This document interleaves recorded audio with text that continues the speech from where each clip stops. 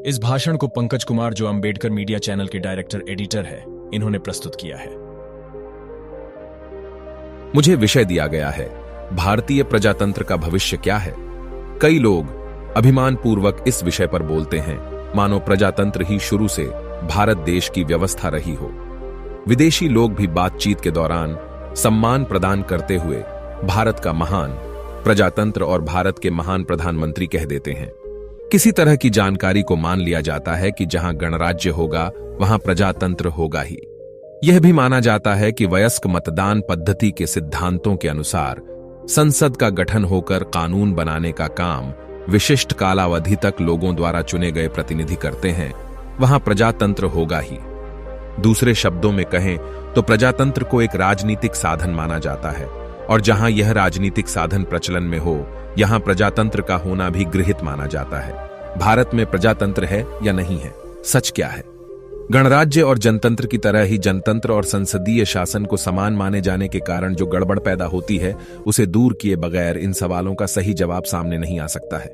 गणराज्य या संसदीय शासन पद्धति से प्रजातंत्र पूरी तरह भिन्न है। प्रजातंत्र की जड़ें, प्रशासन का प्रकार संसदीय हो या अन्य इसमें दिखाई नहीं देता है। प्रजातंत्र सहजीवन का एक तरीका है।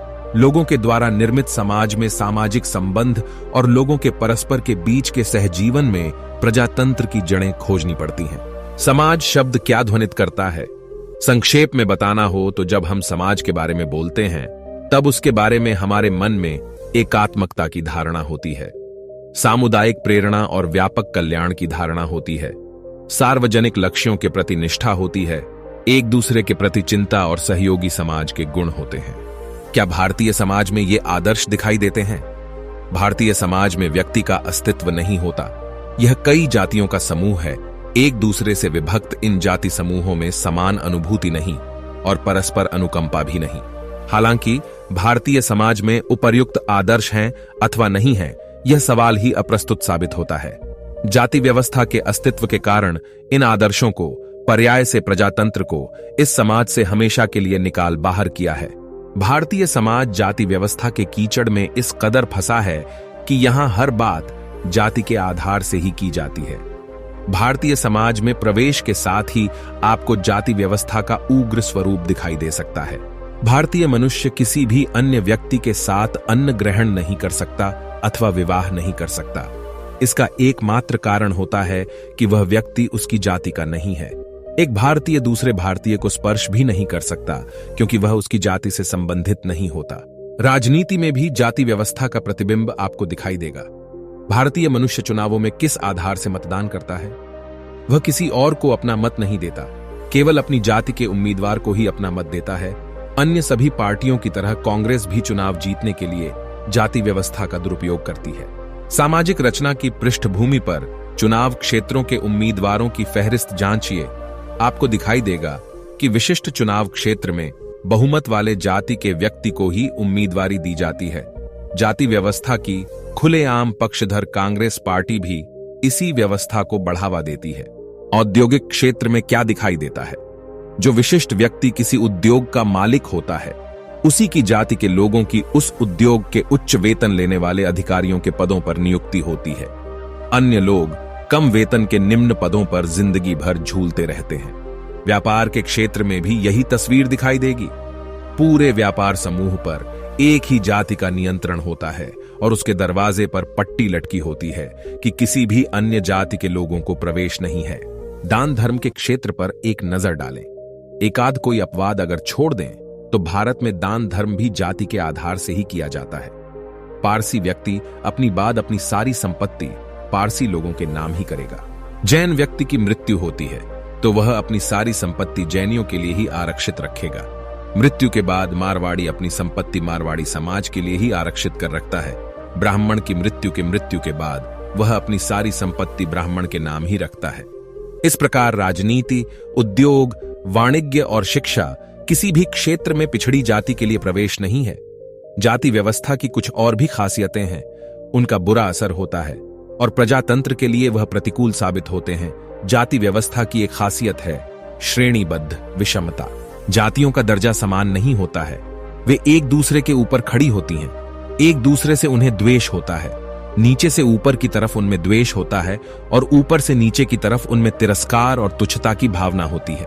जाति व्यवस्था की इस खासियत के कारण होने वाले सबसे घातक परिणामों में हम परस्पर सहयोग की भावना और इच्छा को ही नेस्तनाबूद करना जोड़ सकते हैं।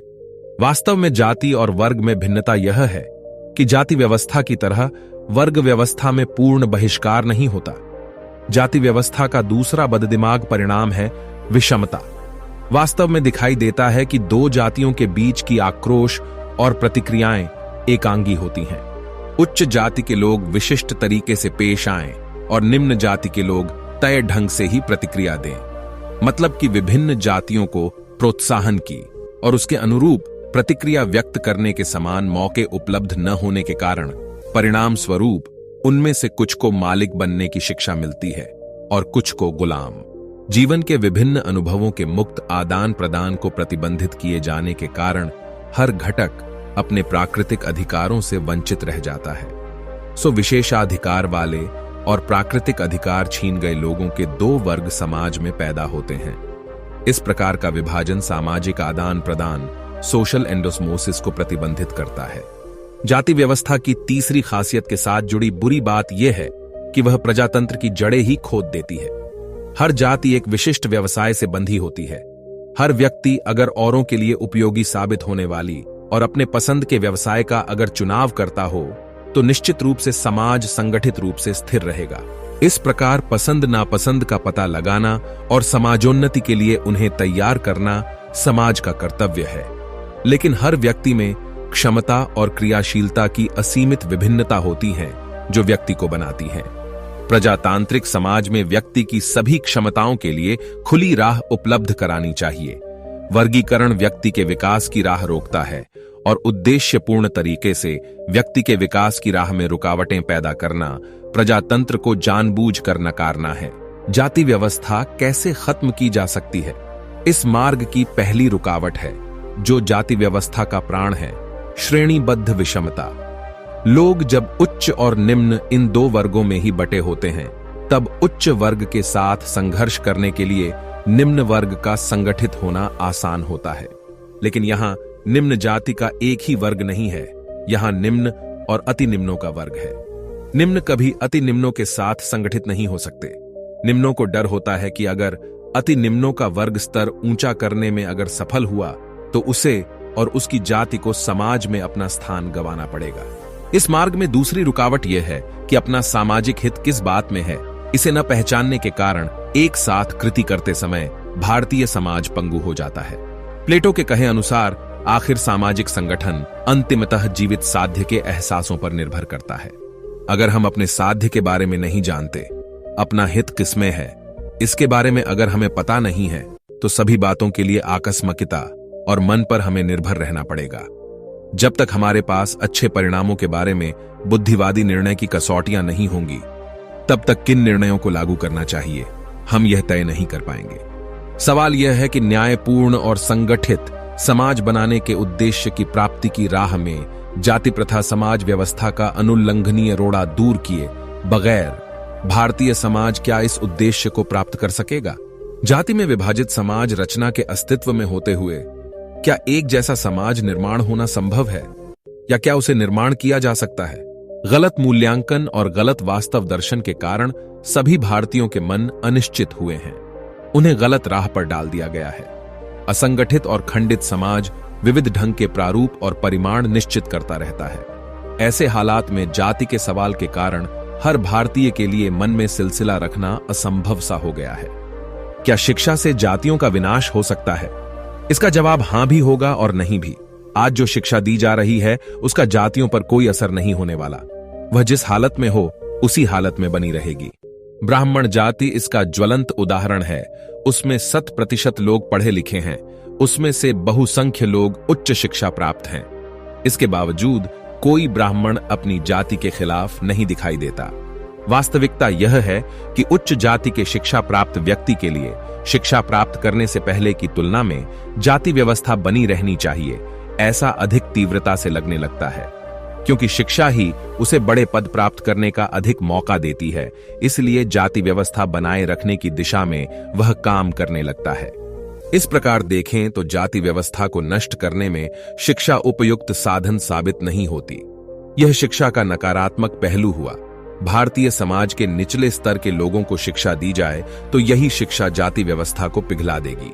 शिक्षा से उनमें विद्रोह की भावना जागेगी। वर्तमान स्थितियों में उनके अज्ञान के कारण वे जाति व्यवस्था के समर्थक बने हुए हैं। एक बार उनकी आंखें खुल जाएं, तो वे जाति व्यवस्था को नष्ट करने के लिए कटिबद्ध होंगे। वर्तमान नीति का प्रमुख दोष यह है कि बड़े पैमाने पर शिक्षा दी जाने के बावजूद भारतीय समाज में जिन्हें उसकी असली जरूरत है, उन्हें शिक्षा नहीं मिल पाना। भारतीय समाज के जिन लोगों का स्वार्थ जाति व्यवस्था के कारण साध्य होता है, उसी स्तर के लोगों को अगर आप शिक्षा मुहैया कराते रहेंगे तो जाति व्यवस्था और मजबूत होती रहेगी। ऐसा न करते हुए भारतीय समाज के निम्न स्तर के जो लोग जाति व्यवस्था को उखाड़ फेंकना चाहते हैं, उन्हें अगर शिक्षा दी गई तो निश्चित तौर पर जाति व्यवस्था ध्वस्त होगी। हर बार किसी भी प्रकार से तारतम्य का पालन न करते हुए भारत सरकार और अमेरिकन फाउंडेशन की शिक्षा की मदद करने की नीति जाति व्यवस्था को और मजबूत कर रही है। अमीर को और अमीर और गरीब को और गरीब बनाना दरिद्रता को समाप्त करने का मार्ग नहीं है।